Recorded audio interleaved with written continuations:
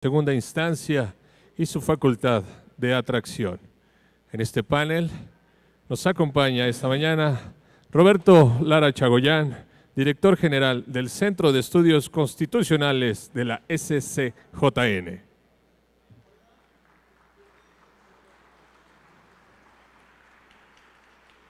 Asimismo, se encuentra Jorge Islas López, experto de transparencia y acceso a la información.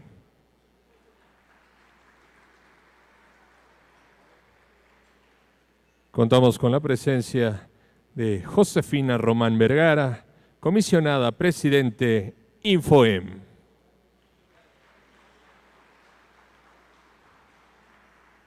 Tenemos la presencia de María Solange Maqueo Ramírez, investigadora del CIDE. Cedemos el micrófono al comisionado del INAI, Óscar Mauricio Guerra Ford.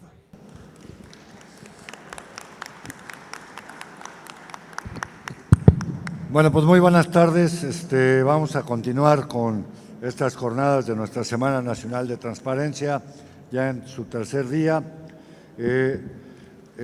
Hoy nos toca en este panel, que es el panel número 9, pues un tema que yo considero fundamental y que pues ha sido debatido, discutido y que finalmente quedó plasmado en la reforma constitucional y en la ley general, y que yo digo que es uno de los aspectos que le dan el fondo al asunto de por qué es el INAI y no el IFAI. Como digo, no simplemente fue un cambio de una F por una N, sino significa algunas, pues obviamente, modificaciones y competencias de este Instituto Autónomo constitucionalmente. Y una de estas, pues es la segunda instancia y su facultad, y la facultad de atracción, que como lo veremos, pues son cuestiones que se plasman en la reforma y en la ley general. Pero creo que lo importante a discutir es ver cuál es el procedimiento en que se van a cabo, pero yo ya más allá que la parte procedimental, el asunto de cómo estas instancias o estos mecanismos podrán o deberán, en su caso, pues mejorar los niveles de transparencia en todo el país, por lo cual, y con esto termino como introducción, creo que un asunto que será fundamental y que la propia ley general establece es el Sistema Nacional de Transparencia, donde tendrá que haber un trabajo muy coordinado y muy de la mano entre el INAI y los organismos garantes de las entidades federativas, con el objeto de que pues esta segunda instancia y esta facultad de atracción sean simplemente asuntos que sean pues muy o lo menos recurrido posibles o sean excepcionales en su actuar, y para lo cual pues será muy importante el homologar de alguna forma o consensar criterios de resolución en los órganos garantes de transparencia de todo el país. Sin más, vamos a iniciar la mesa. Agradezco, ya han sido presentados a las diversas personas y personajes que me acompañan en este panel, y vamos a iniciar de lleno con Roberto Lara Chagoyán, que como ya se dijo es el director de Estudios Constitucionales de la Suprema Corte de Justicia de la Nación. Él es licenciado en Derecho por la Universidad de Guanajuato y doctor en Derecho por la Universidad de Alicante, España. Es autor de los libros entre los que destacan El concepto de sanción en la teoría contemporánea del derecho y la argumentación jurídica, estudios prácticos. Ha impartido clases en varias universidades, como la de Guanajuato, la Iberoamericana de la Ciudad de México, la Escuela Libre de Derecho de Puebla, el ITAN, así como el Instituto de la Judicatura Federal. Fue además también secretario de Estudio y cuenta de la ponencia del ministro José Ramón Cosío Villegas en la Suprema Corte de Justicia de la Nación. De verdad, doctor Roberto López, agradecemos que nos haya aceptado esta invitación y le cedemos la palabra hasta por 15 minutos. Muchas gracias. Muy buenos días a todos y a todas.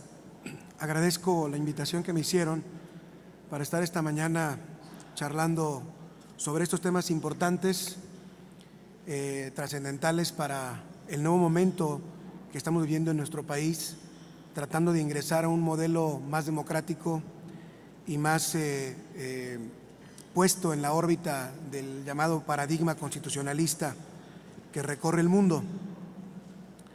Me toca hablar esta mañana sobre el recurso, la facultad de atracción de los recursos de revisión que están inscritos en el capítulo 3 de la Ley de Transparencia, y voy a tratar de hacerlo trazando un paralelismo entre los criterios de la Suprema Corte de Justicia en el amparo y esta Ley de Transparencia. Para ello voy a dividir mi intervención en cinco apartados. Gracias. Más adelante. En 5 breves apartados. ¿Está bien así? A ver, sí. Primero hablaré un poquito de historia de la facultad de atracción en la Suprema Corte de Justicia de la Nación. Después hablaré del carácter excepcional de esta herramienta. Luego hablaré de la experiencia de la primera sala de la Suprema Corte de Justicia en 2004 a 2015, hasta nuestros días más o menos, una cosa que yo le voy a llamar higiene conceptual. Después hablaré de la necesidad de un consenso sobre lo que significa importancia y trascendencia como los requisitos fundamentales de una y otra ley, tanto la ley de amparo como la ley de transparencia. Y finalmente trataré de discutir algunos problemas que se pueden generar con el principio de universalidad y el principio de igualdad. Bueno, pues empiezo con un poquito de historia. Estamos hablando del 10 de noviembre de 2004, cuando se resuelve la contradicción de tesis 43-2004-PL por la primera sala de la Suprema Corte de Justicia de la Nación. De manera anecdótica les puedo contar que me tocó formar parte de la Comisión de Secretarios de Estudio y Cuenta que nos dedicamos a discutir ese asunto de varias ponencias, pero concretamente de la ponencia del ministro Cosío, y vimos que había un sinnúmero de criterios, yo les diría que una veintena de criterios que no eran excluyentes, que eran repetitivos, que eran circulares, es decir, que se definía la importancia a partir de la trascendencia y la trascendencia a partir de la importancia, y no teníamos claridad, aplicando una y otra tesis de jurisprudencia, tanto de la primera como de la segunda sala y del Pleno, de qué podíamos entender por importancia y trascendencia.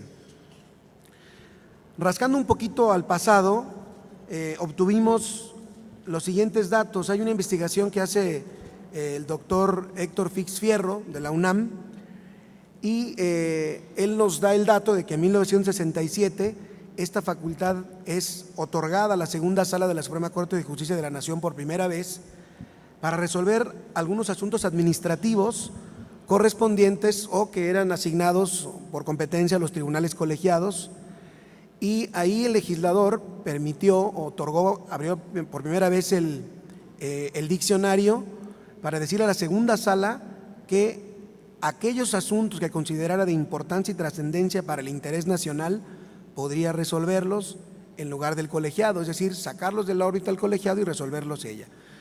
En 1983 se extendió esta facultad a las restantes salas, en aquel tiempo había más de 2 salas en la Suprema Corte de Justicia de la Nación, con el fin de solicitar a los tribunales colegiados los amparos que juzgaran de especial entidad. Aquí tenemos ya un siguiente concepto, no solamente importancia trascendente para el interés nacional, es decir, ahí había 2 conceptos ya, y después se agregó el de especial entidad. Es hasta 1994, damos otro salto, el propio Fix Fierro así lo refiere, en la reforma constitucional de 94, en el que se sustituyeron estos conceptos y se habló de características especiales,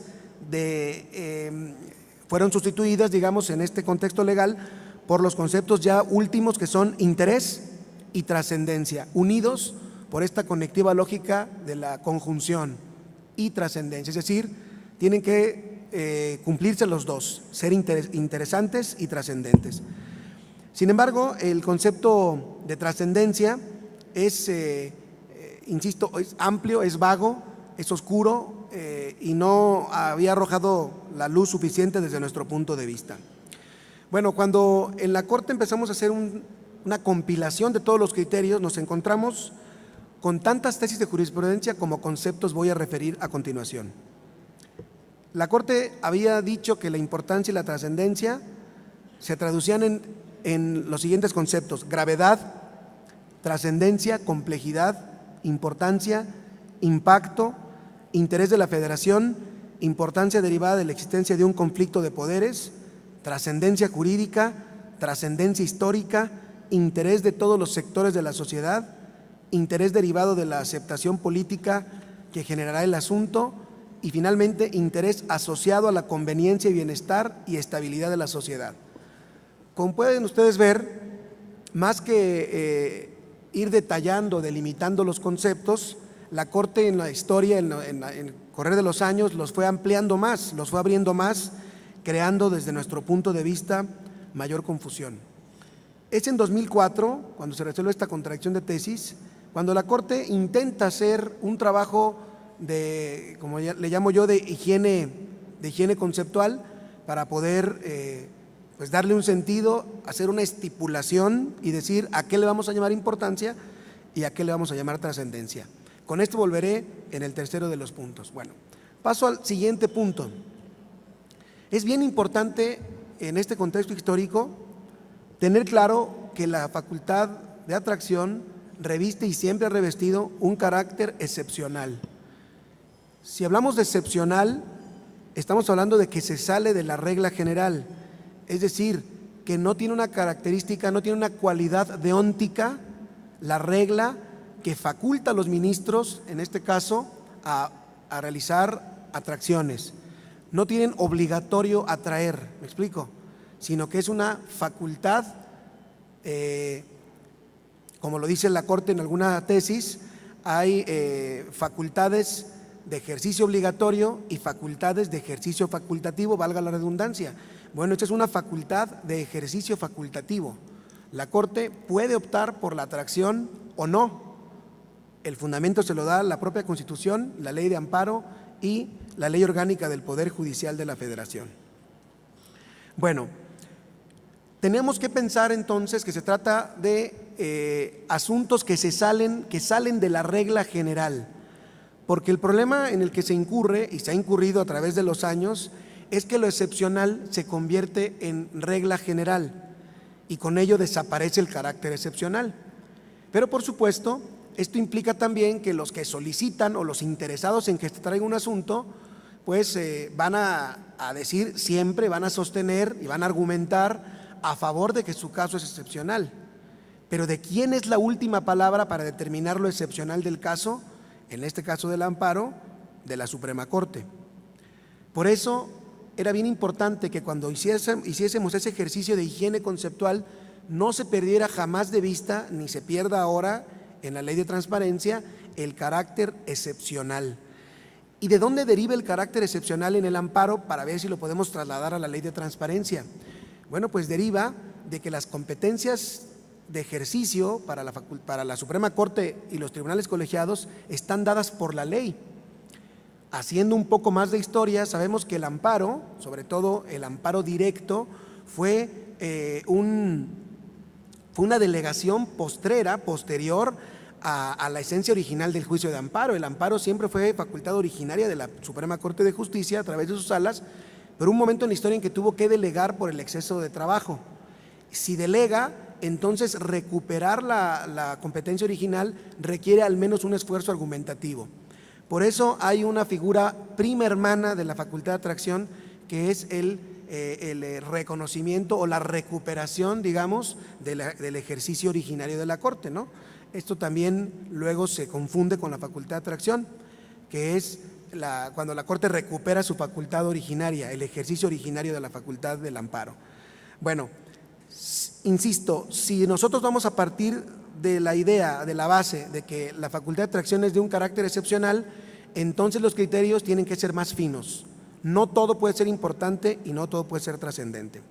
Bueno, paso al número 3, que es la higiene conceptual. Nosotros pensamos que podíamos agrupar en dos grupos todos los conceptos que les leí hace un momento, toda esta gran cantidad de conceptos como gravedad, trascendencia, importancia, complejidad, trascendencia jurídica, etcétera, en dos familias, los aspectos que le llamamos en la Corte cualitativos y los aspectos cuantitativos.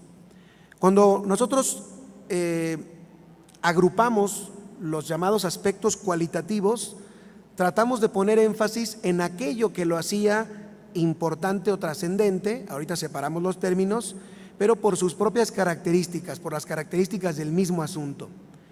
Entonces a eso le llamamos carácter cualitativo de la importancia y de la trascendencia, y a los que tenían que ver con la cantidad de asuntos, con lo excepcional del criterio, es decir, por ejemplo, cuando el criterio no existe, cuando va a ser un criterio novedoso, cuando no hay un solo precedente al respecto, a eso nosotros lo asociamos más con el carácter cuantitativo, precisamente pensando en que no había asuntos que hicieran un precedente y que en el futuro iba a haber muchos asuntos que podían resolverse bajo este mismo criterio. Así entonces la Corte, al menos los ministros de la primera sala, llegaron a un acuerdo en asociar lo cualitativo con el concepto de interés e importancia, que los de la Corte como sinónimos. El interés y la importancia van a ser relacionados con el aspecto cualitativo y, como lo dice la Suprema Corte, se trata de notas relativas a la naturaleza intrínseca del caso, una naturaleza tanto jurídica como extrajurídica, para referirse a este aspecto cualitativo. Es decir, vamos a ir reservando lo importante junto con lo interesante, son sinónimos, interesante o importante, a los aspectos cualitativos. Es decir, el asunto importante es aquel cuyas características intrínsecas lo hagan de especial atención para la Suprema Corte. Insisto, esto no tiene que ver con el derecho necesariamente, puede ser ahí la importancia, como decía la Corte, en los otros criterios, social, política, económica, de impacto a la sociedad, y no solamente jurídico, me explico, también tiene que ver lo jurídico, pero no solo lo jurídico. A eso la Corte le llama interés o importancia. Y reserva la trascendencia para aspectos estrictamente jurídicos en materia de precedente. La fuerza del precedente que va a revisar o que va a sentar la Suprema Corte reviste una trascendencia, como su nombre lo dice, a otros casos futuros. Es trascendente en tanto que el criterio jurídico que se cree va a influir de manera decidida en nuevos asuntos, en asuntos posteriores. Así la Corte entonces en el 2004 resuelve, al menos en la primera sala, este conflicto de conceptos y dice, para que un asunto se atraiga debe de cumplir con las dos cosas: ser importante desde el punto de vista de la entidad del asunto, política, económica, socialmente o jurídicamente, y también trascendente para que impacte en futuros casos que la Corte vaya a resolver o los tribunales vayan a resolver. Y luego la Corte aquí, por el tipo de asunto que se resolvió ese día, en 2004, aumentó un grado más a la situación de la trascendencia. Dice la Suprema Corte, la trascendencia también puede derivar de la complejidad sistémica que presentan algunos asuntos por su interdependencia jurídica o procesal, esto es, aquellos que están relacionados entre sí de forma tal que se torna necesaria una solución que atienda las consecuencias jurídicas de todos y cada uno de ellos. Se trataba de asuntos en los que vienen en paquete, por ejemplo, los asuntos de la ley del ISSSTE, aquella cuando se reformó la ley del ISSSTE, eran tantos y tan complejos los asuntos que la Corte, por la cantidad de asuntos y por tratar de resolverlos en un solo momento, los atrajo todos, y ahí eso le llamaba la Corte complejidad sistémica. Este criterio quedó plasmado en la tesis de jurisprudencia de la primera sala número 27, diagonal 2008. Aunque el asunto es 2004, la tesis sale con el rubro, en el rubro identificada con el 2008. Está ubicable, está consultable en el Semanario Judicial de la Federación y su Gaceta, novena época, tomo 27, abril de 2008, página 150. Este criterio, esta tesis de jurisprudencia, es la que la Suprema Corte sigue utilizando hasta nuestros días como criterio para decidir si un asunto cumple los requisitos que marca la Constitución y la Ley de Amparo.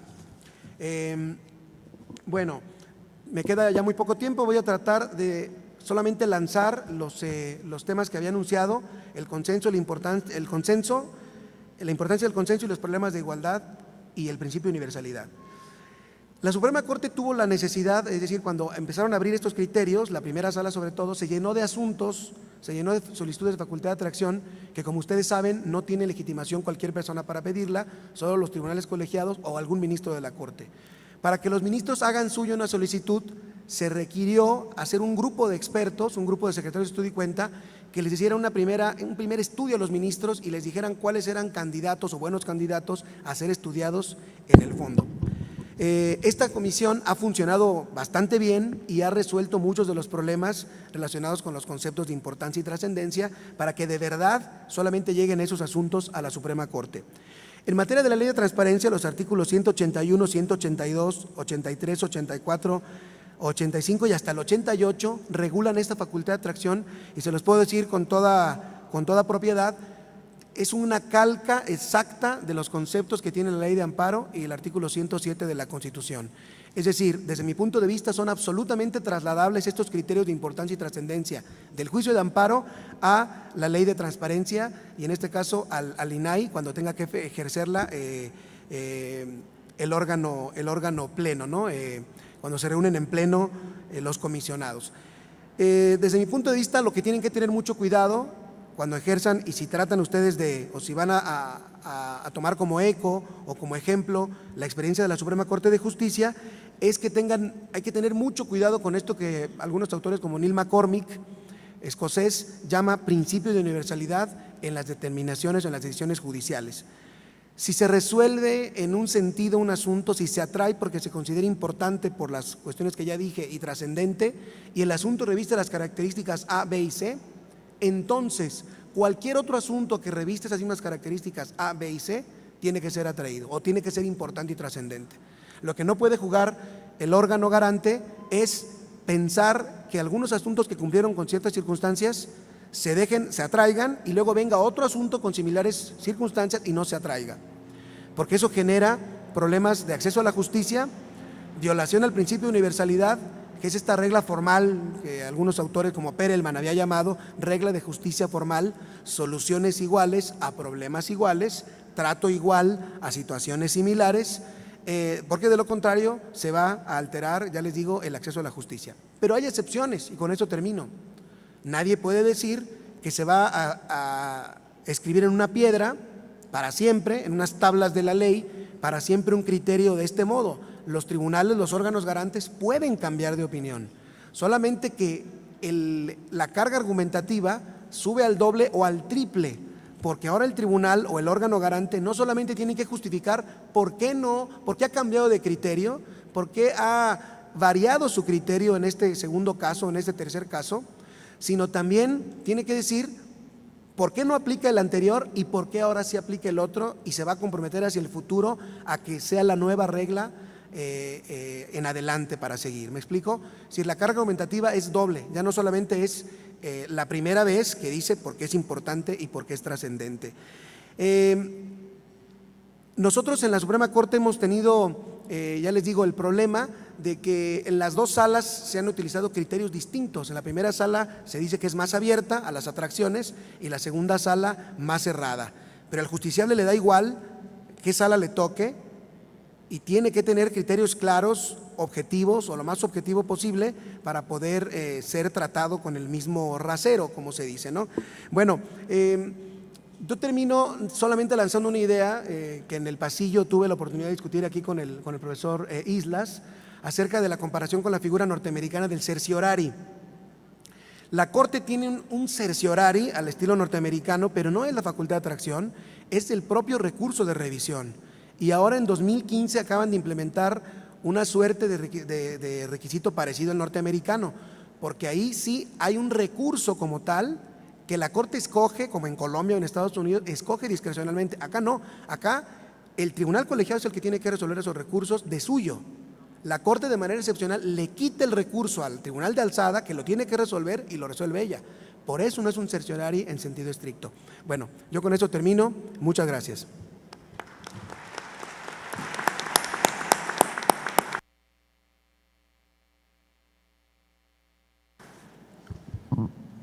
La verdad, muchas gracias, Roberto. Bueno, primero por recordarnos un poco el devenir de lo que ha sido en la Corte este poder de atracción y bueno, también su similitud o no, comparación con lo que es el amparo.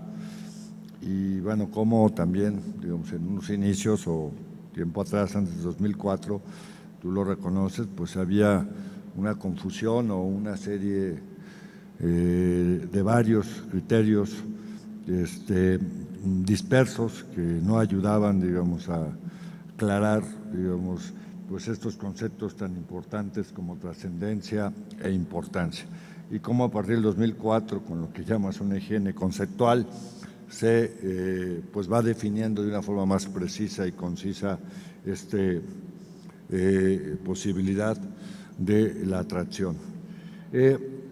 Y bueno, qué bueno que recalcas, y creo que esto hay que tenerlo claro, nosotros como comisionados del INAI, el carácter excepcional que tiene la atracción en ese sentido, y dado que existe la posibilidad de la segunda instancia, que sería como un amparo, por decirlo, o sea, aquel ciudadano que no le resuelve o considera no le resuelve de forma adecuada el órgano local, puede acudir a voluntad de parte a esta segunda instancia que en la que se ha convertido el INAI. Ahorita en otra próxima voy a dar el número de recursos que estaremos trabajando en el sentido. Pero me queda claro, y lo dejo en la mesa simplemente para los siguientes ponentes, este asunto de la universalidad en el poder de atracción. Yo, a lo mejor no como abogado, lo cual no sea bueno o malo, lo veo distinto. Entiendo perfectamente. Si tú ya trajiste un caso, pues obviamente si se presenta un caso que tenga las mismas circunstancias, pues digamos lo más justo en términos es volverlo a traer y resolverlo, digamos. Yo, como lo veo, es si el INAI en algún momento atrae algún caso, yo también voy a referirme en otro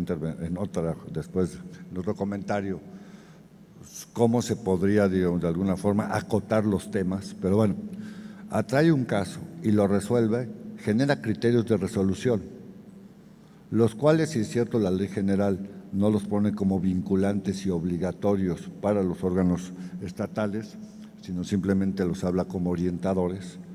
Creo que sería un poco lógico, y más si los trabajamos en el propio sistema, porque recordar que hay una instancia anterior, ¿sí? El poder de atracción se resuelve antes de que el órgano local haya resuelto. En una segunda instancia, en un caso igual, por ejemplo, el problema de la deuda, que se ha puesto como un ejemplo, y que hoy, digamos, pues en cualquier estado que uno se asoma, no sucede solo en Coahuila, sucede en Colima, sucede en Tabasco, sucede, etcétera, etcétera, sucede en Jalisco, etcétera. Pues si hay un criterio ya orientador, creo que podría ser resuelto ya, digamos, en economía procesal y también por competencias por el órgano garante. Y si no aplicara esos mismos criterios, el propio recurrente tiene la posibilidad de la segunda instancia, que ahí, digamos, pues se aplicarían nuevamente los criterios por parte del INAI. Creo que también no es solo un problema de cargas de trabajo, sino también es un problema de que pues, los órganos locales tienen las capacidades y las autonomías para resolver estos casos y ya cuando hay criterios orientados. Pero digamos, como yo lo vería, sé que puede haber discusión sobre este asunto. Voy a dar la palabra ahora al maestro Jorge Islas, que es un experto, como ya he dicho, en transparencia y acceso a la información.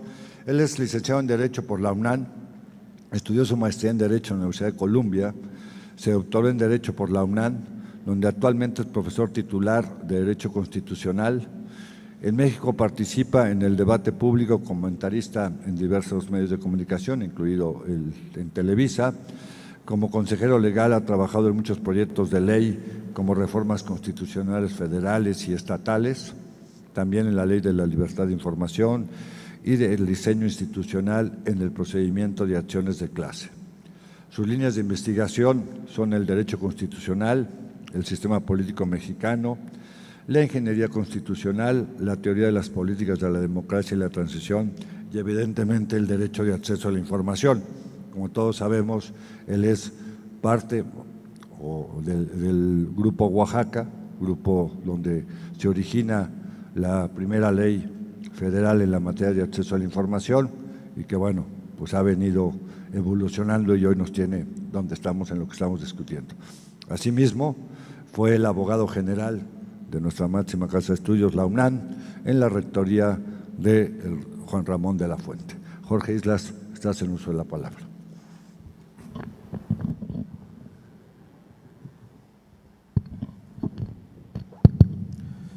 Muchas gracias al comisionado Óscar Guerra por esta generosa presentación y muchas gracias al INAI, a su presidenta Jimena Puente, a la doctora Patricia Cursín, a la comisionada Arely Cano, al comisionado Joel Salas, Óscar Guerra, Francisco Acuña, Eugenio Monterrey, por la generosa consideración de invitarme a esta Semana Nacional de la Transparencia, que tiene años de repetir exitosamente la posibilidad de generar en estos días una reflexión sobre temas que son sustantivos, y en esta ocasión nos permite concentrarnos para generar reflexiones sobre algunas disposiciones que aún no son vigentes, pero que estarán en las próximas semanas y meses en la actividad cotidiana para que podamos hacer valer todas las disposiciones y alcances que tiene el nuevo marco jurídico normativo en la materia. Hay un nuevo marco jurídico normativo con novedades, innovaciones trascendentes que pueden hacer la diferencia. Mencionaré algunas en lo general para luego ocuparme en lo particular del motivo de esta mesa, que es la segunda instancia del INAI y la facultad de atracción. El primer punto que me parece fundamental es que se logra la autonomía constitucional. Una autonomía constitucional que fue soñada y pensada desde un principio y que por aproximaciones sucesivas fue generando con reformas, primero una legal y luego una constitucional y así sucesivamente otras disposiciones hasta que concluyeron con un ánimo institucional a fin de crear la autonomía que reclama este derecho a fin de hacerlo valer con la mayor contundencia posible.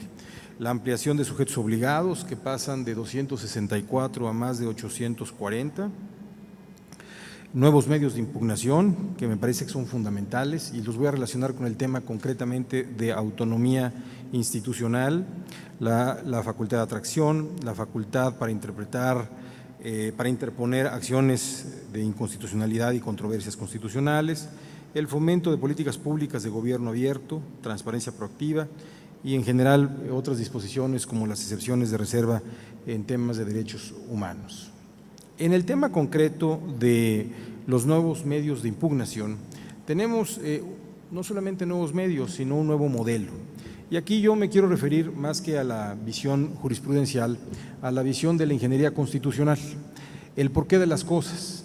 Y yo quisiera hacer una aproximación en dos vertientes sobre lo que a la literalidad de la ley establece la figura y el procedimiento. Hay una óptica, por supuesto, formal y nos establece que tenemos dos medios de impugnación fundamentalmente, uno de primera instancia llamado de revisión, que se podrán interponer con el procedimiento que están familiarizados la mayoría de ustedes en los órganos garantes locales, y el recurso de inconformidad, que es una innovación muy importante porque al Instituto Nacional, en su carácter de integrador y articulador de diversas disposiciones, que es el INAI, le reservan el recurso de inconformidad. Formalmente hablando, estamos ante una disposición que da certeza jurídica. Estamos ante una disposición que fortalece el control de legalidad. Estamos ante una disposición que da seguridad en el peticionario o en el solicitante, toda vez que tiene una instancia de cuasi apelación, segunda instancia, que le permite hacer valer su derecho ante la inconformidad de determinadas resoluciones que tenga la primera instancia, materialmente. Pero formalmente, y aquí entramos con el tema de la ingeniería constitucional, me parece que es una disposición extraordinariamente inteligente y muy bien pensada. Es lo que Montesquieu llamaba el espíritu de la ley, porque es lo que no está explícitamente en la ley, pero que tiene un espíritu, tiene una voluntad y tiene un propósito. Y en mi entender, esta disposición, que en mi perspectiva fue inteligentísimamente bien pensada, redactada, proyectada y modelada, genera incentivos que fortalecen la autonomía de los órganos garantes locales. A diferencia de lo que piensan algunos colegas, también muy respetadas sus posiciones, de que eventualmente esto pudiera ser el principio del quebrantamiento del federalismo para que una instancia única y nacional pueda y termine de resolver todos los recursos de revisión impugnados. Yo creo que es un incentivo, y espero que cuando nos volvamos a reunir en algunos años y veamos la estadística no me equivoque, yo creo que es un incentivo que invita a que los órganos locales tengan los mejores elementos para que puedan decidir con la mayor contundencia, y que sea recurrido por vía de la revisión, que sea recurrida la inconformidad que se llegase a presentar por vía de la segunda instancia, solamente cuando hay elementos en donde en realidad el órgano garante local adolece por omisión o por cualquier otra circunstancia. Al final queda esta disposición de garantía que fortalece el derecho del gobernado o del peticionario, del solicitante, a fin de que le puedan resarcir eventualmente la omisión o la falta de información que no le han brindado. A mí me parece que formalmente se genera materialmente un incentivo adecuado a fin de que el órgano garante local tenga los mejores elementos a fin de que puedan resolver las peticiones en la primera instancia. Es un recurso muy importante porque genera una cadena de elementos que pueden hacer que el derecho tenga un cauce y que siempre quede expedito la posibilidad de que el peticionario pueda recurrir a la vía jurisdiccional, lo cual a mí me parece que es muy importante. Esto, en mi parecer, también refleja un ánimo que se desprende del artículo 1 constitucional, sobre todo a partir de la reforma del 2011 en materia de derechos humanos. Todo lo que he leído en la ley, en la nueva ley general de transparencia y acceso a la información pública, y en especial en este tipo de procesos o en especial en este tipo de mecanismos, en mi perspectiva, puntualmente defendió y acató el principio pro homine que mandata la Constitución en favor de dar la mayor protección posible en favor de las personas. De tal manera que esta primera instancia o este primer recurso de impugnación, me parece que es el recurso de inconformidad en donde la segunda instancia es el INAI, me parece que ha quedado de una manera muy adecuada, institucionalizada, diseñada y que generará seguramente incentivos asertivos a fin de que tengan las menos de las veces recurrir al recurso de inconformidad, al medio de impugnación de inconformidad. Ahora bien, vamos a ver la facultad de control previo. Yo le llamo facultad de control previo, que es la facultad de atracción que tiene el INAI. Esta es una facultad también novedosa. A mí me parece, y por supuesto que coincido con mi colega el doctor Lara, que es una réplica muy similar como lo establece la ley de amparo, pero finalmente es un control de legalidad, eventualmente un control de constitucionalidad por aquello de defender los derechos sustantivos consignados en derechos humanos del primer capítulo de la Constitución. Esta facultad de atracción también me parece que genera incentivos atractivos y positivos y formalmente establece un mecanismo procedimental, pero materialmente me parece que también fortalece la capacidad de hacer valer un derecho.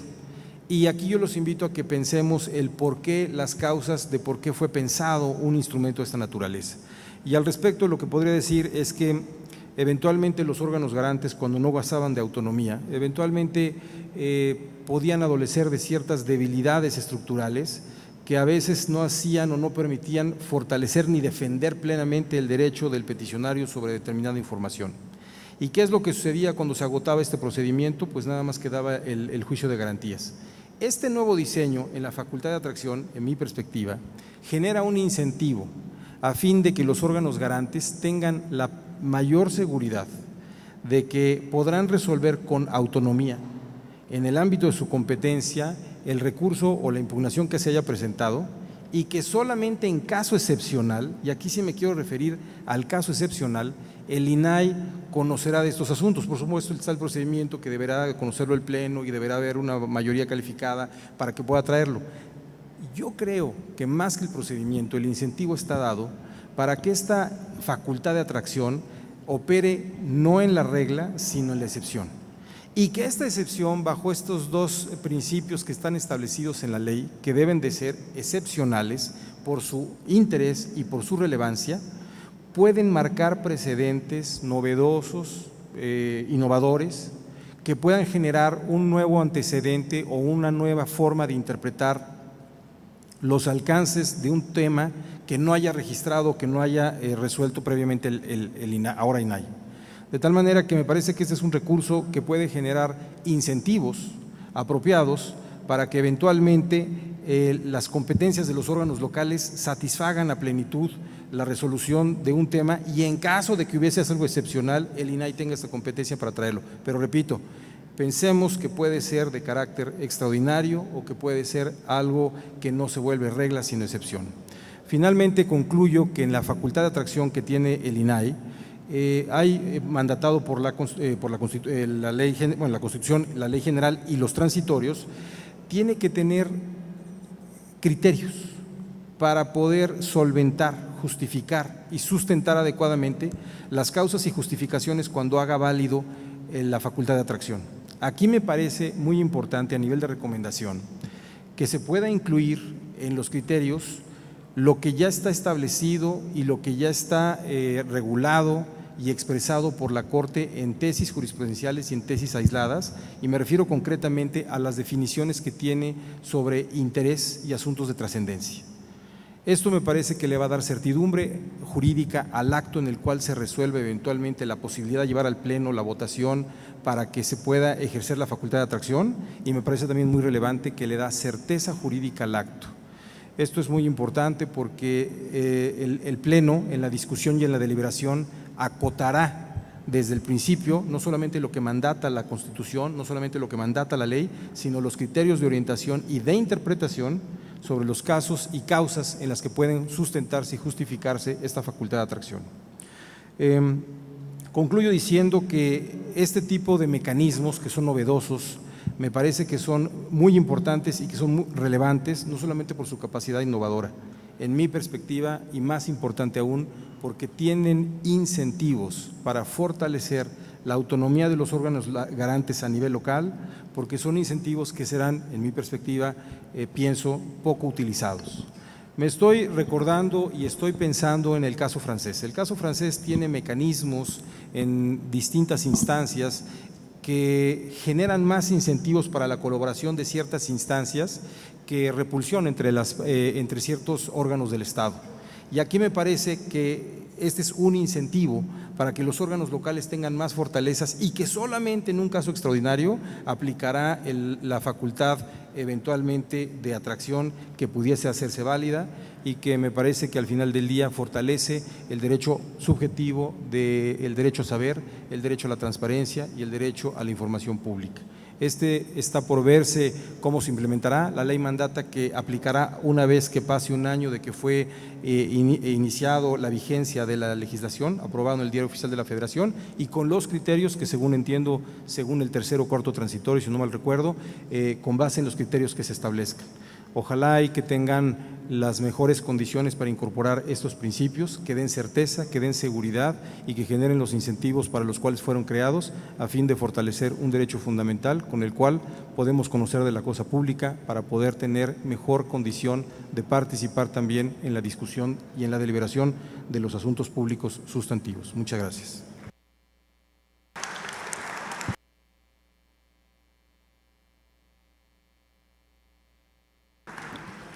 No, pues muchas gracias, Jorge.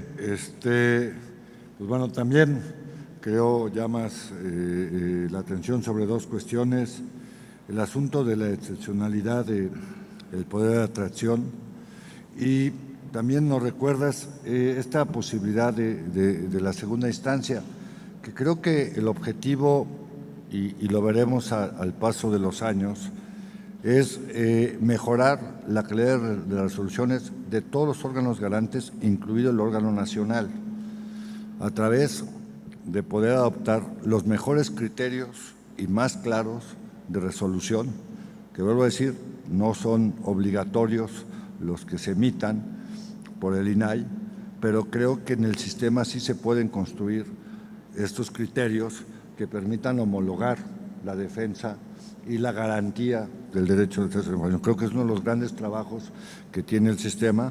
Habrá una comisión que se encargará de hacer estas propuestas y que recogerá, me imagino, de las mejores prácticas nacionales e internacionales y obviamente pues de lo que se defina en la Corte, entre otras cuestiones. Simplemente para saber de qué estamos hablando en términos cuantitativos, en el año 2014, estamos actualizando, este el último dato que tenemos, en el país, excluyendo los recursos que se presentan a nivel federal, tuvimos 14.500 recursos de revisión en las 32 entidades, incluido el Distrito Federal. Hay entidades donde se concentran más los recursos de revisión porque se concentran mal el número de solicitudes de información. Caso del Distrito Federal, caso del Estado de México, caso de Jalisco, digamos de los que tengo aquí en la mente. El índice de recurrencia que tiene el país, quitando la federación, es de 3.6. De cada 100 solicitudes, más de 3.5 se vuelven un recurso de revisión. Lo que tenemos claro, y con eso termino, que la dimensión de esto puede incrementarse en gran cantidad por la relevancia que está tomando el tema en términos de la reforma y de las nuevas procedimientos o leyes en los estados, el mayor número de sujetos obligados, etcétera. Un dato que nosotros teníamos, en el Distrito Federal se quejaban 3 personas de cada 100 recursos, pero cuando les preguntábamos a las gentes cómo había sido la respuesta, si la respuesta era satisfactoria de lo que había preguntado, estoy diciendo que solo 2 personas, casi 3 personas se quejaban, el 20% de las personas nos decían que la respuesta no era satisfactoria. No recurrían al recurso de revisión por considerar que a lo mejor era un procedimiento, primero que no conocían, que a lo mejor no era pues muy expedito, que se requería de algún conocimiento jurídico, etcétera, etcétera.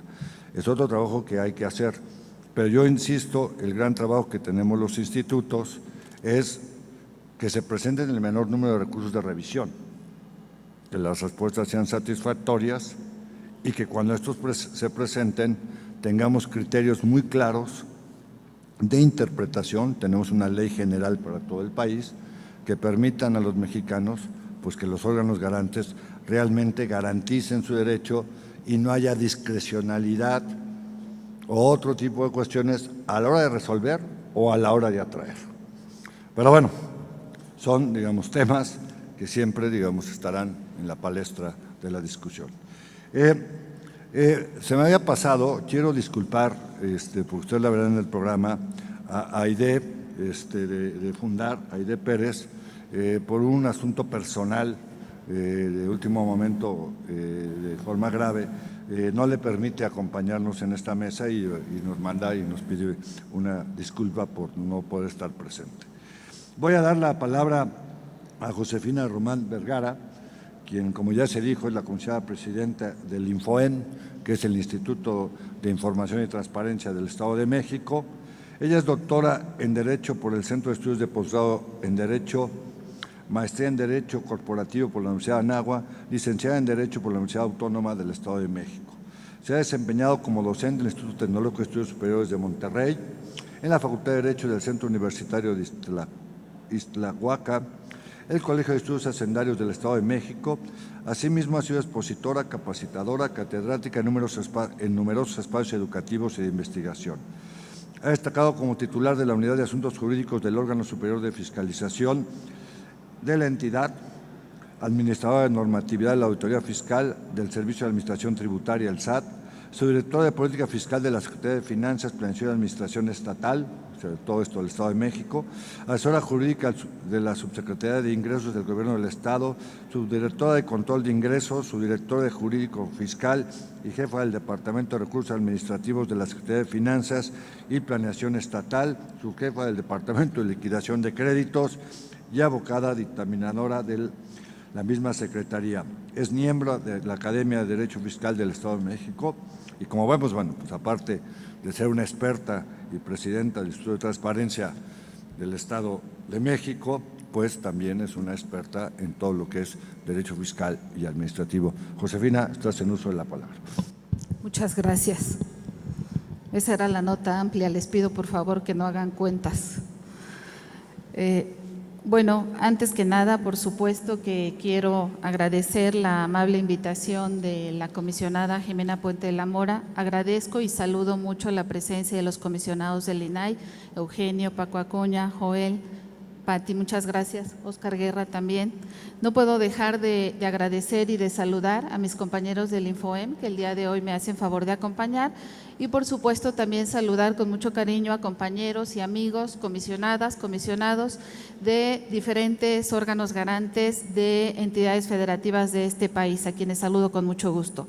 Bien, como tenemos un tiempo muy corto, yo había traído una presentación, se me hace que no la pueden pasar, entonces si es posible que se ponga y si no, mientras se las voy platicando. Yo quisiera hablar en un principio de la autonomía de órganos garantes que el artículo 6º constitucional, a partir de la reforma de febrero del año pasado, se dio. Aquí se ha dicho, y además con mucha atención escuché al señor Jorge Islas, a quien respeto mucho.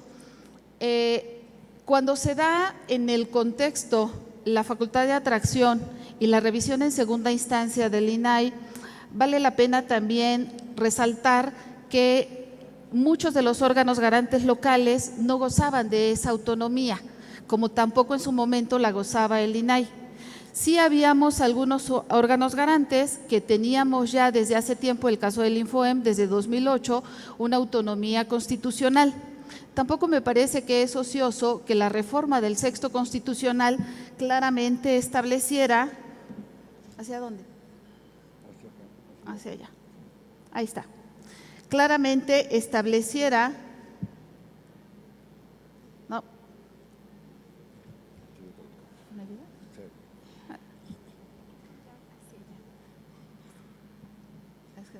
Bien.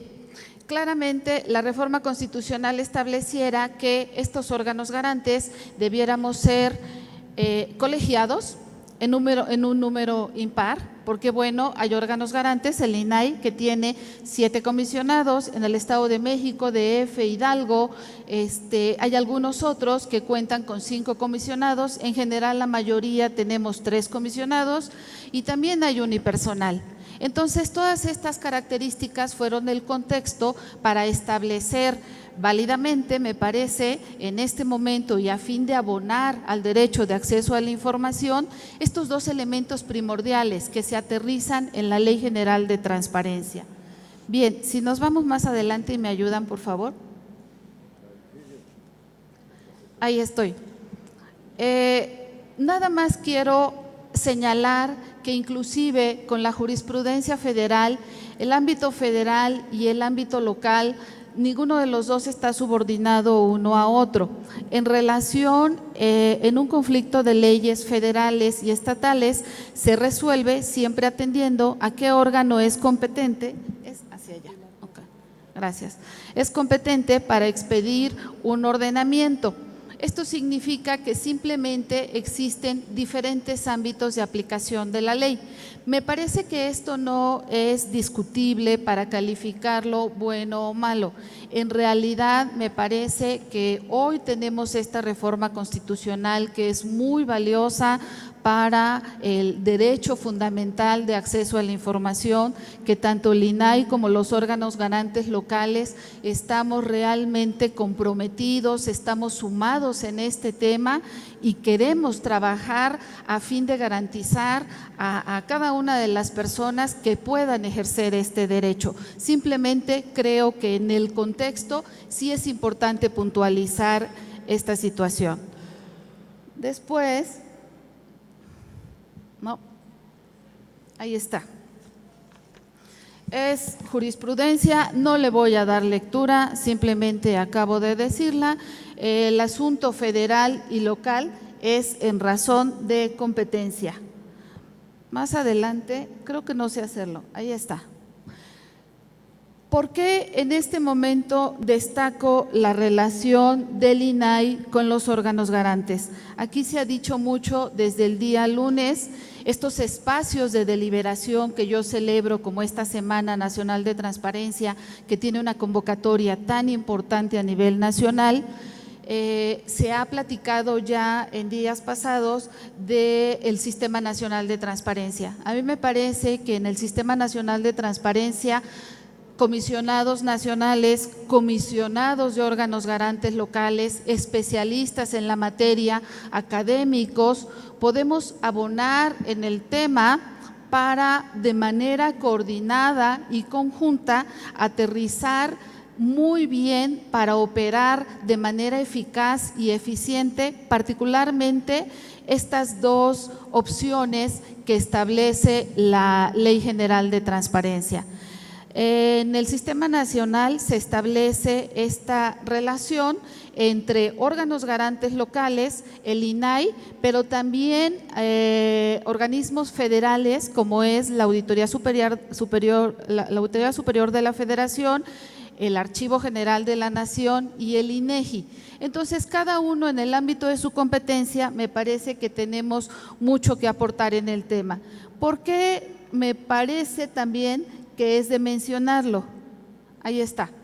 Miren, no se alcanza a ver, pero si me refiero en una primera instancia a lo que es la facultad de atracción que hoy se establece tanto en la Constitución Federal como en la vigente ya Ley General de Transparencia, resulta que hay una serie de cuestiones que no están perfectamente precisadas y delimitadas tanto para el INAI como lo que corresponderá a los órganos garantes en un momento dado realizar, así también a los sujetos obligados. Tenemos 31 entidades federativas, el Distrito Federal, tenemos más de 2.400 municipios, todos tienen particularidades diferentes, simplemente entre entidades federativas. El órgano garante local de cada entidad federativa, que es probable que antes no hubiera sido autónomo, constitucionalmente autónomo, pero que necesariamente ahora con la reforma tendrá que serlo, que tendrá que ser colegiado, que tendrá que ser en un número impar, que tendrá que ser especializado, bueno, conoce muy bien las características y las particularidades de todos y cada uno de sus municipios. En el Estado de México, 125 municipios, y bueno, no es lo mismo el municipio de Tlalnepantla que el municipio de Tejupilco. Entonces, creo que es algo también de tomar en cuenta. También en este caso, ya muy bien, y además agradezco también la parte muy detallada en que nos explicó Roberto Lara de la Suprema Corte de Justicia de la Nación, que ya hay experiencia en materia de atracción de la propia Suprema Corte de Justicia de la Nación. Y entonces, muy puntualmente, la jurisprudencia y los precedentes, inclusive podemos ir a ejecutorias, nos van a definir con cierta precisión que la importancia y el interés se parece a lo cualitativo y a lo cuantitativo, no lo cualitativo, perdón, y la trascendencia tendrá que ver con lo cuantitativo. Creo que es la referencia más importante que nosotros podremos tener, pero me parece que a pesar de que me queda claro que el artículo 184 de la Ley General de Transparencia dice que es el instituto quien emitirá lineamientos y criterios generales de observancia obligatoria que permitan determinar los recursos de revisión de interés y trascendencia que estará obligado a conocer. Sin embargo, el INAI es parte integrante del sistema y estos recursos, en caso de que se ejerza la facultad de atracción, tendrán incidencia y tendrán que ver con los órganos garantes locales y tendrán también injerencia los sujetos obligados que puedan ser estatales o municipales. Entonces, necesariamente tendrá que darse alguna relación entre las reglas que estableciera en un momento dado el INAI y las implicaciones que tuviera en órganos garantes locales. De las omisiones que tiene la Ley General de Transparencia, por ejemplo, claramente señala que un órgano garante para solicitar al INAI que atraiga un asunto, tiene solamente 3 días. Si en 3 días no lo solicita, el mismo artículo dice precluye su derecho. Pero si el INAI lo llegara a hacer, resulta que tenemos un periodo diferente. Y entonces ya el artículo de la Ley General no dice si ese derecho precluye o no precluye.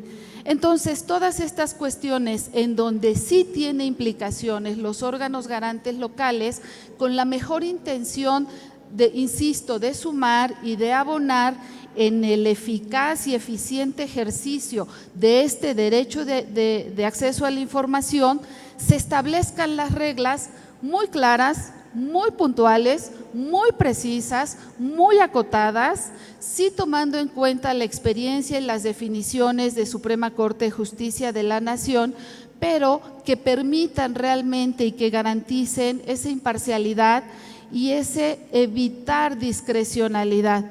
Porque bueno, hace algunos años el mismo Burgoa decía que de alguna manera esta facultad podía romper de alguna manera las reglas de competencia ya desde hace muchos años entre la Suprema Corte y los tribunales colegiados de circuito.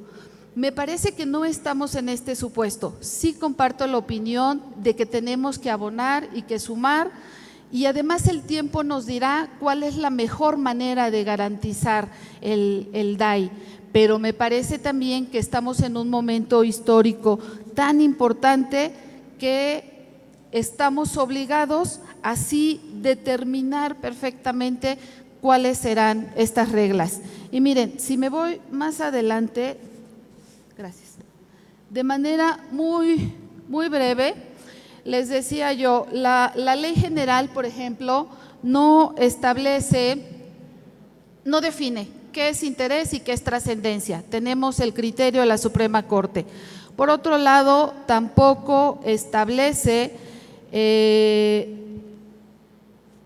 si la resolución en la que determine el INAI que no atrae un asunto, si constituye una resolución que debe fundarse y motivarse perfectamente, debe de argumentarse, señalarse puntualmente cuáles son las razones, y si además atiendo al mismo artículo 188 de la propia Ley General, que establece que en todo momento los particulares podrán impugnar las resoluciones del INAI ante el Poder Judicial de la Federación, tengo la opinión de que entonces un particular también podrá impugnar ante el Poder Judicial de la Federación la negativa del INAI a traer un asunto, porque me parece que aunque el artículo 186 dice una determinación de no atraer el recurso, es una resolución que pone fin a un procedimiento. Entonces, hay muchas cosas que todavía están pendientes, hay cosas que tendrán que definirse, y la propuesta muy puntual que yo traigo en este momento, que no se haga por el INAI solamente los lineamientos de manera unilateral. Me parece que a fin de construir juntos, podemos hacerlo en el seno del Sistema Nacional de Transparencia, considerando las opiniones que puedan enriquecer estas reglas de los propios órganos garantes locales. Otro ejemplo muy sencillo, en la resolución, por ejemplo, tratándose de recurso de inconformidad, dice, en la misma resolución deberá señalar el INAI las medidas de apremio. Sí, pero entonces, ¿cuál medida de apremio? ¿La estatal o la federal? Y yo quiero ver que un municipio de los 570 de Oaxaca que se rigen por usos y costumbres pueda pagar una multa de 1,500 salarios mínimos. No sabemos cuáles sean los criterios. Entonces, hay todavía muchas cosas por definir que los órganos garantes locales conocemos esas particularidades.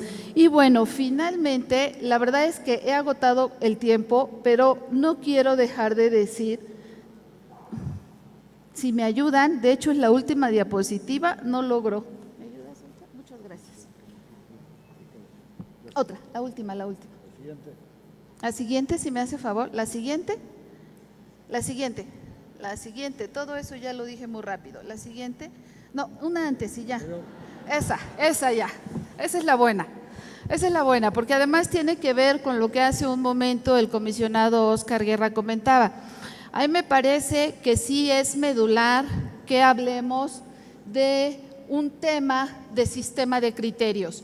Es una propuesta muy concreta que dejo hoy en esta mesa y en este foro, porque independientemente de la facultad de atracción que puede ejercer el INAI, independientemente del recurso de inconformidad como segunda instancia que también tendrá competencia el INAI, los órganos garantes locales tenemos que estar a la vanguardia, y los órganos garantes locales seremos especializados, seremos constitucionalmente autónomos, seremos imparciales, estamos preparados, conocemos a cada uno de los sujetos obligados. Sabemos en qué tema hay que capacitarlos, en qué tema hay que actualizar, cuál es la materia que mejor tengo que trabajar. Entonces, atendiendo a ello, a mí me parece que sí será muy importante en los dos temas, tanto en facultad de atracción como en recurso de inconformidad que resuelve el INAI, que nosotros podamos ir trabajando este sistema de criterios.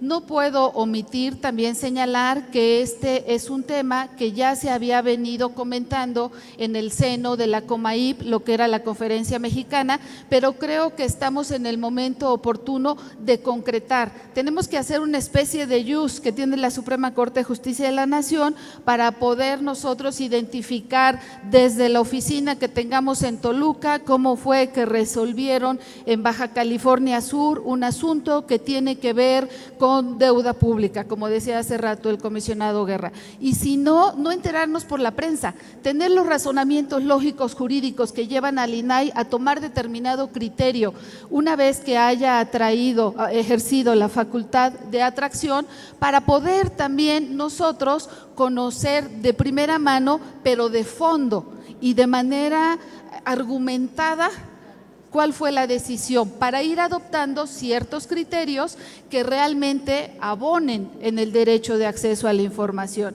He agotado completamente mi tiempo, agradezco mucho su atención. Gracias.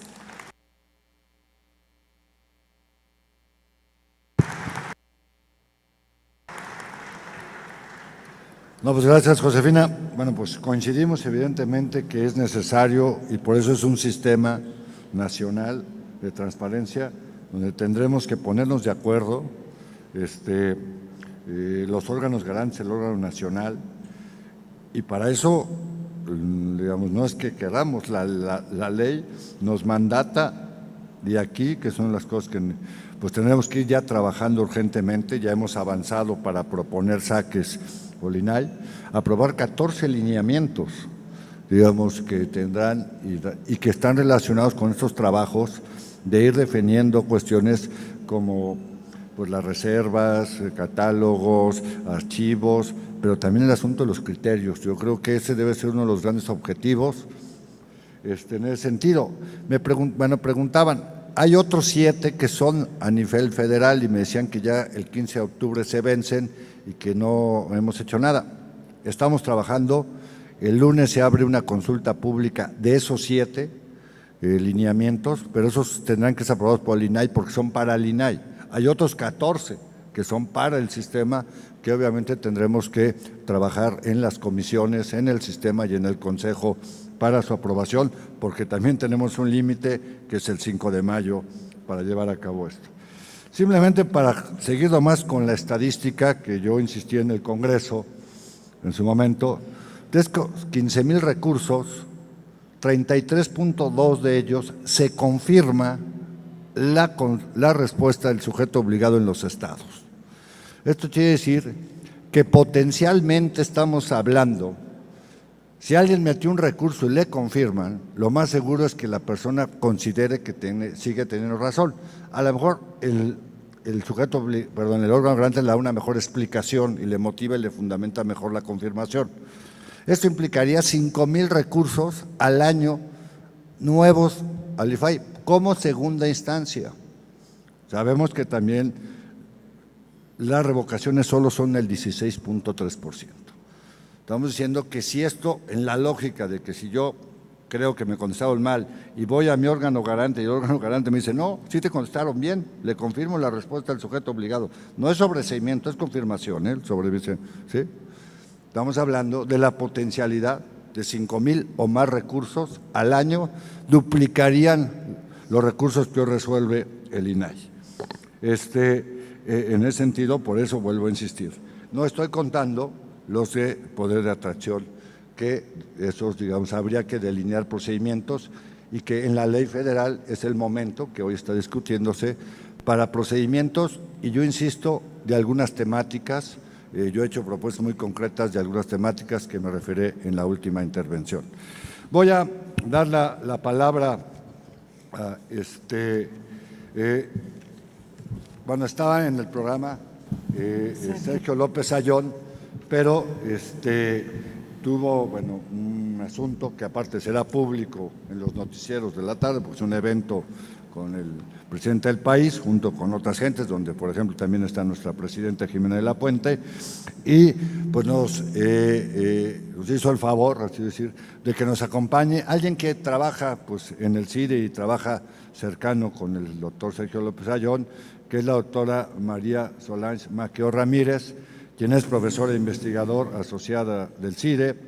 Ella es doctora en Derecho y en Economía Aplicada en el programa de Estado de Derecho y Buen Gobierno de la Universidad de Salamanca, España. Es maestra en Derecho y en Economía y Sociedad de la Unión Europea, y por esa misma universidad es abogada, también es abogada en la Escuela Libre de Derecho, miembro del Sistema Nacional de Investigadores nivel 1, ha sido profesora de diversas instituciones académicas, entre las que cabe señalar la Iberoamericana, el TEC, el Campus Santa Fe, y actualmente desempeña como profesora investigadora titular de la División de Estudios Jurídicos del CIDE. Ya ha participado en diversos proyectos multidisciplinarios de investigación, ha sido una expositora aliada en varios trabajos con diversos órganos garantes del país. Recuerdo el año pasado la tuvimos también aquí participando en nuestra semana, y verdad pues nos da mucho gusto que nos pueda acompañar. Sé que Sergio, pero ya lo verá, había hecho algunas líneas sobre estos temas. Me imagino que ellos se pusieron de acuerdo y pues nos darán su punto de vista sobre el poder de atracción y la segunda instancia. Pues te agradecemos, María, y muy bienvenida, igual hasta 15 minutos. Pues muchísimas gracias, comisionado, muchas gracias al INAI por recibirme una vez más, y asimismo quiero agradecer a todos ustedes su presencia. El día de hoy efectivamente voy a hablarles un poco el tema, sí lo platiqué directamente con el doctor Sergio López Ayllón, de tal manera que fuéramos pues en una misma sintonía. La idea es hacer un poco de historia de cómo fue el diseño original tanto del procedimiento de acceso a la información y el recurso de revisión en la Ley Federal de Transparencia de Acceso a la Información Pública Gubernamental. Y este poquito de historia es lo que nos puede ayudar un poco a entender pues las implicaciones más bien jurídicas que tiene tanto la reforma constitucional del 2014 como evidentemente la Ley General en materia de transparencia y acceso a la información. Para recordar un poquito entonces cómo fue ideado básicamente el diseño original del procedimiento de acceso a la información. Se pensó básicamente en 3 etapas. La primera de ellas, que prácticamente todos ustedes la conocen, es un procedimiento ya muy utilizado evidentemente, que es una primera etapa que se desarrolla dentro de los propios sujetos obligados, dentro de las dependencias y entidades de la Administración Pública Federal. Esta etapa a través de la cual evidentemente cualquier persona presenta una solicitud de acceso a la información en la unidad de enlace, y de ahí se remite a la unidad administrativa correspondiente para que en principio resuelva lo que corresponda. Y ese resuelva lo que corresponda, pues básicamente acaba siendo determinar en un primer momento si procede o no procede la publicidad de esa información de acuerdo a su criterio. Evidentemente, en esta primera etapa, si el órgano o la unidad administrativa determina que procede dar publicidad a la información, el solicitante está conforme con esa información, considera que efectivamente se ajusta a su solicitud, pues básicamente ahí se acabó el procedimiento y nos quedamos entonces en un símil meramente de un procedimiento administrativo liso y llano. Ahí no tenemos ningún problema. Sin embargo, si la unidad administrativa determina negar esa información. Básicamente, pensemos en criterios, por ejemplo, de clasificación. Entonces, pasamos a una segunda etapa que se desarrolla dentro del comité de información. Esta segunda etapa podríamos decir que es una especie de recurso de revisión disfrazado al que se refiere la Ley Federal de Procedimiento Administrativo. Básicamente, como se diseñó este procedimiento dentro del Comité de Información, es propiamente un recurso de revisión en temas administrativos. ¿Por qué? Porque está resolviendo, la Ley Federal de Procedimiento Administrativo habla del superior jerárquico, y aquí, bueno, la Ley Federal de Transparencia y Acceso a la Información te habla de un comité de información que es distinto, que es un organito colegiado, que es diferente al servidor público que determinó en un primer momento la improcedencia de la publicidad.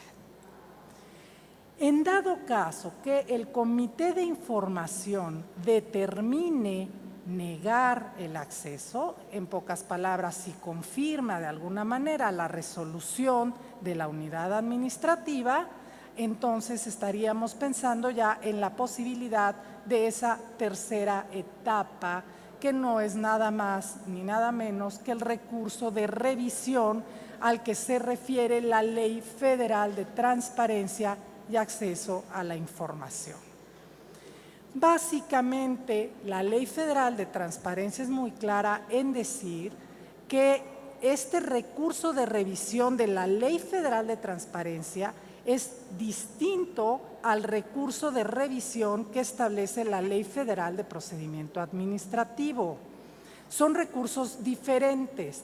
¿Por qué? Porque este recurso que establece la Ley Federal de Transparencia, sí estamos hablando propiamente de una resolución que sale del ámbito del sujeto obligado, de la dependencia o entidad propiamente hablando, y que resuelve un órgano o un instituto independiente de la propia dependencia o entidad sobre la que resuelve.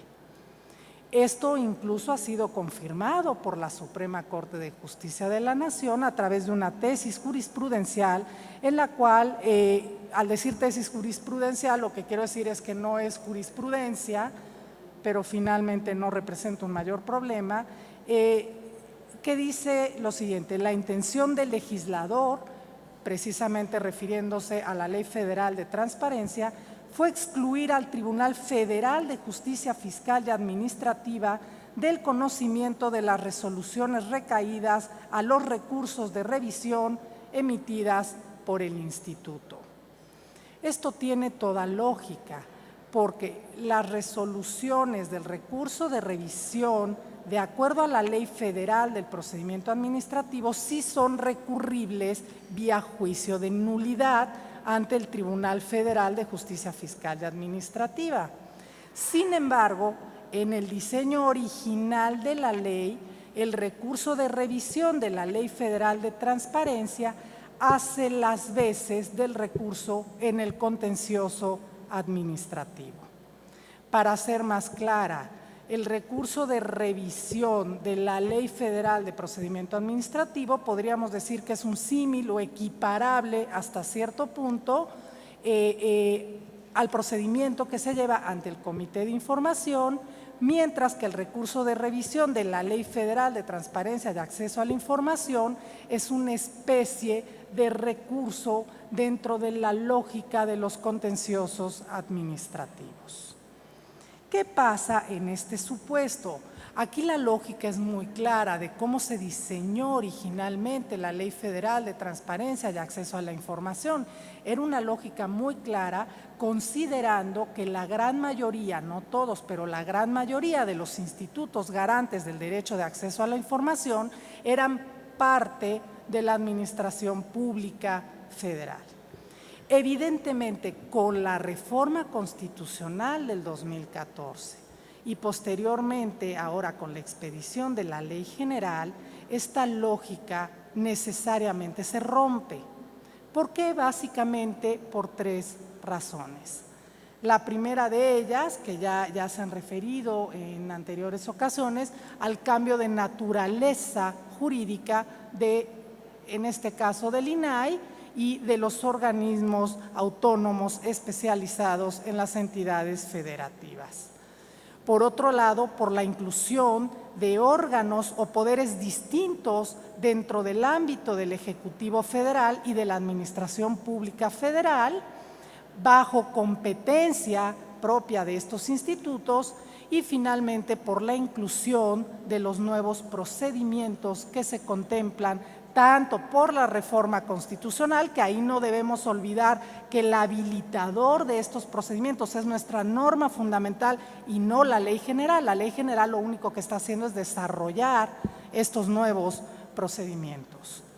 En cuanto al cambio de naturaleza del órgano garante, pues simplemente baste decir que el hecho de otorgarle autonomía constitucional implica, por un lado, que sale del ámbito de la Administración Pública Federal y que es una especie de reconocimiento al más alto nivel jurídico de que estos institutos cumplen con una función esencial del Estado y de que evidentemente son los órganos especializados en estas materias. Dentro de esta misma lógica, también el INAI, en este caso concretamente el INAI, adquiere una doble dimensión de funciones. Por un lado, conserva su carácter federal, pues sigue siendo el órgano que supervisa, que regula, que resuelve aquellos asuntos que se llevan por sujetos obligados dentro del ámbito federal, y por otro lado se le dota de competencias que evidentemente trascienden el ámbito federal y que tienen aplicación en todo el territorio de la República Mexicana. Ya en cuanto a la inclusión de órganos o poderes distintos al Ejecutivo Federal, pues también se ha hablado en varias ocasiones, los sujetos obligados, pues evidentemente tenemos varios, entre ellos otros poderes, órganos constitucionales autónomos, sindicatos, etcétera. Y finalmente la inclusión de nuevos procedimientos, que es el tema que nos ocupa fundamentalmente. La inclusión básicamente mediante la reforma constitucional y concretamente a través de la expedición de la Ley General, se detalla en gran medida el procedimiento administrativo de acceso a la información. Y por otro lado, conserva hasta cierto punto las etapas que ya se preveían en la Ley Federal de Transparencia y Acceso a la Información. Mantiene esas 3 etapas, nada más cambia de denominación cada uno de los órganos. En vez de hablar de una unidad de enlace, ¿no?, estamos hablando de una unidad de transparencia, estamos hablando de un comité de transparencia y estamos hablando del propio recurso de revisión, lo cual implica que se traslada el modelo original de la Ley Federal de Transparencia, nada más que ya bajo una lógica no propiamente o que no encaja dentro del cajón del procedimiento administrativo por estas razones que les he comentado, cambios de naturaleza y nuevos procedimientos. En principio esto pues nos da lugar a muchas dudas sobre básicamente cuál va a ser el carácter a través del cual resuelva el INAI sus diversos procedimientos, incluida la facultad de atracción. ¿Por qué? Porque básicamente aquí la gran duda es, ¿seguirá operando dentro de la lógica de un contencioso administrativo o podemos hablar verdaderamente de un órgano que tendrá funciones de control de constitucionalidad e incluso de control de legalidad? Esto en la práctica va a tener evidentemente importantes efectos que se van a dilucidar muchos de ellos a través de la vía del juicio de amparo, que para concluir aquí sí quiero decir que es muy importante y es algo técnico, a veces de difícil comprensión, pero sí hay diferencias prácticas entre si las resoluciones del INAI van a ir por vía amparo directo o se van a ir por vía de amparo indirecto. Hay efectos prácticos muy importantes, simplemente consideremos que el amparo indirecto tiene un carácter biinstancial, O sea, estamos abriendo más instancias para poder seguir recurriendo las resoluciones, ¿no? Estamos pensando, por ejemplo, la última instancia, que es ya el recurso de revisión de la resolución del amparo vía tribunales colegiados de circuito.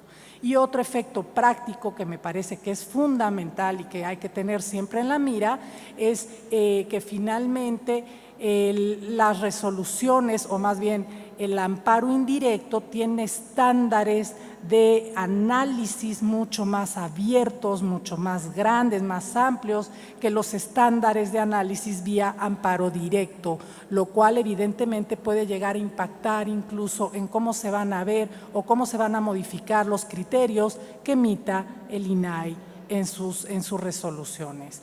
En otras palabras, también la inclusión, ahora sí, para concluir, en otras palabras, el INAI, con la inclusión del recurso de inconformidad, se le está dando una especie de carácter de tribunal de alzada, ¿no? Es una especie de segunda instancia, es una especie de apelación que de alguna manera sí modifica toda esta lógica original dentro de sus propias funciones.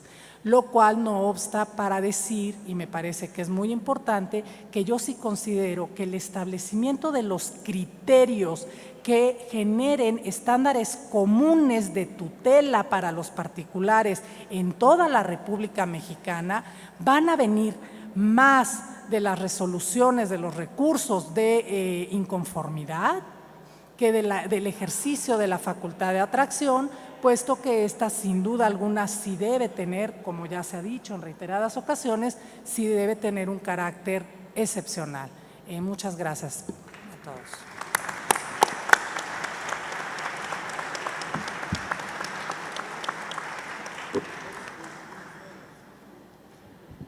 No, pues de verdad, muchas gracias, María. Y bueno, como decía aquí Jorge, coincidimos todos en ese sentido.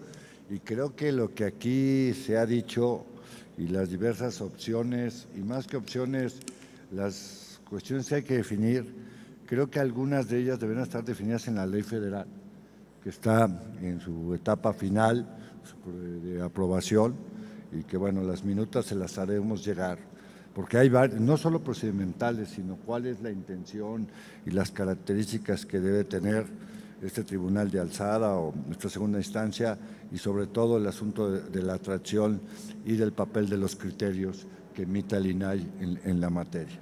Creo que es momento oportuno para que el legislador pues considere pues, lo que aquí se ha mencionado. Lamentablemente no vamos a poder pasar a la sección de preguntas y respuestas o evasivas, sino vamos a tener que suspender aquí, porque tenemos un problema de que ya trastocamos la otra mesa, el horario de la otra mesa, y esto porque empezamos tarde por un evento que tuvo el Senado en homenaje a Belisario Domínguez el día de hoy, y que nos hizo empezar un poco más tarde de lo planeado. Entonces, y aparte son bastantes preguntas las que han llegado, muchas al maestro Jorge Islas, y la gran mayoría, casi el 95%, traen un correo electrónico. Yo le pediría al maestro Jorge y a los diversos ponentes, a Josefina, a los que tienen preguntas, que pudieran hacernos el favor de contestarlas a esos correos y ponerse en contacto. La verdad lo lamento, pero pues el tiempo mata, y tampoco quiero trastocar la otra mesa, que aparte es una mesa donde nos han confirmado todos los ponentes, y es una mesa amplia sobre las obligaciones de oficio. Pues de verdad, muchísimas gracias, y no me resta más que entregarles un reconocimiento a los compañeros, colegas que han participado en este panel. Muy bien. Los panelistas reciben por su participación un reconocimiento y una moneda conmemorativa del INAI. Damas y caballeros, únicamente tendremos unos minutos de receso y continuamos. Breves minutos para continuar.